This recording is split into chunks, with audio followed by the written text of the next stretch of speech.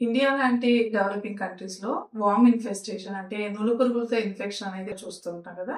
So, ఈ infection అనేది pregnant లేడీస్‌లో కూడా కనపడే అవకాశం ఉంటుంది.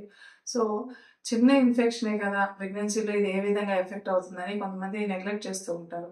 సో, ఈ ఇన్ఫెక్షన్ తాలూకా ఎఫెక్ట్ అనేది ప్రెగ్నెంట్ లేడీస్‌లో ఏ విధంగా ఉంటుంది? అండ్ ఆ ఇన్ఫెక్షన్ ప్రివెంట్ చేయడానికి మీరు ప్రెగ్నెన్సీలో తీసుకోవాల్సిన జాగ్రత్తలేంటి? ఈ వీడియోలో డిస్కస్ చేద్దాం. నమస్తే. నేను doctor Kavitha, gynaecologist, Ketana hospital, Visakhapatnam.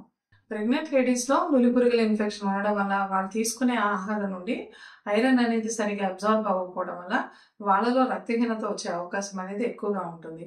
అలాగే ఇతర ఆహార పదార్థాలు అంటే పోషకాలు అబ్జార్బ్ అవ్వకపోవడం వల్ల మాల్‌న్యూట్రిషన్ ప్రాబ్లమ్ కూడా వచ్చే అవకాశం ఉంటుంది.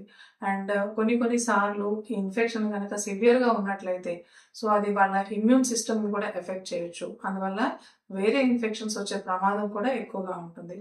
కొన్నిసార్లు సివియర్‌గా ఇన్ఫెక్షన్ ఉన్నట్లయితే ప్లజెంటా అనేది ఎఫెక్ట్ అవ్వడం వల్ల డైరెక్ట్‌గా బేబీకి వెళ్ళే న్యూట్రిషన్ కానివ్వండి, లేదా బేబీకి వెళ్ళే బ్లడ్ సర్క్యులేషన్ కూడా ఎఫెక్ట్ అయ్యే ప్రమాదం ఉంటుంది.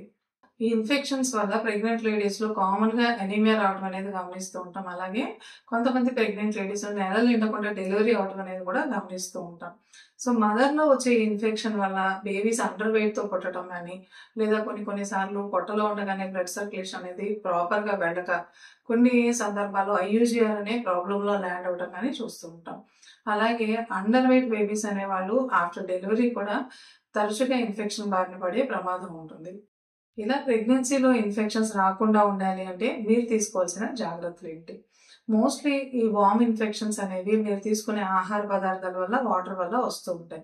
అందువల్ల మీరు ఆహార పదార్థాలు తీసుకునేటప్పుడు వాటిని థరోగా వాష్ చేయడము, అలాగే థరోగా కుక్ చేసిన తర్వాత మాత్రమే తీసుకోవాలి. అండ్ వీలున్నంత వరకు కాచి చల్లారబెట్టిన వాటర్ తీసుకోవడానికి ప్రిఫరెన్స్ ఇవ్వండి. అలాగే ఆహారం తీసుకునేటప్పుడు మీరు తప్పనిసరిగా హ్యాండ్ హైజీన్ అనేది మెయింటైన్ చేస్తూ ఉండాలి. మీరు తరోగా హ్యాండ్స్‌ని సోప్ అండ్ వాటర్‌తో వాష్ చేసుకున్న తర్వాత మాత్రమే ఫుడ్ అనేది హ్యాండిల్ చేసేలాగా చూసుకోవాలి. అండ్ మోస్ట్ ఇంపార్టెంట్ థింగ్ మీరు టాయిలెట్ యూజ్ చేసిన తర్వాత కూడా తప్పనిసరిగా హ్యాండ్ హైజీన్ అనేది మెయింటైన్ చేయాల్సి ఉంటుంది. అండ్ లాస్ట్‌లీ మీరు తప్పనిసరిగా గోళ్ళనేవి పెంచుకోకుండా ఎప్పటికప్పుడు ట్రిమ్ చేసుకుంటూ ఉండాలి. ఎందువల్లంటే ఈ వార్మ్ ఇన్ఫెక్షన్స్‌లో వాటి తాలూకా ఎగ్స్ అనేవి నెయిల్స్‌లో డిపాజిట్ అయిపోతూ ఉంటాయి. సో, మీరు కనుక ఎంత తరోగా హ్యాండ్ హైజీన్ మెయింటైన్ చేసినప్పటికీ గోళ్ళు పెంచుకున్నట్లయితే ఆ ఎగ్స్ వల్ల మళ్ళీ ఇన్ఫెక్షన్ వచ్చే రిస్క్ అనేది ఎక్కువగా ఉంటుంది. Hope this information is useful to you. Share this with your family and friends. ఇంకా ఏమైనా డౌట్స్ ఉన్నట్లయితే కామెంట్ సెక్షన్‌లో కామెంట్ చేయండి. I will be there to clarify your doubts. Thank you.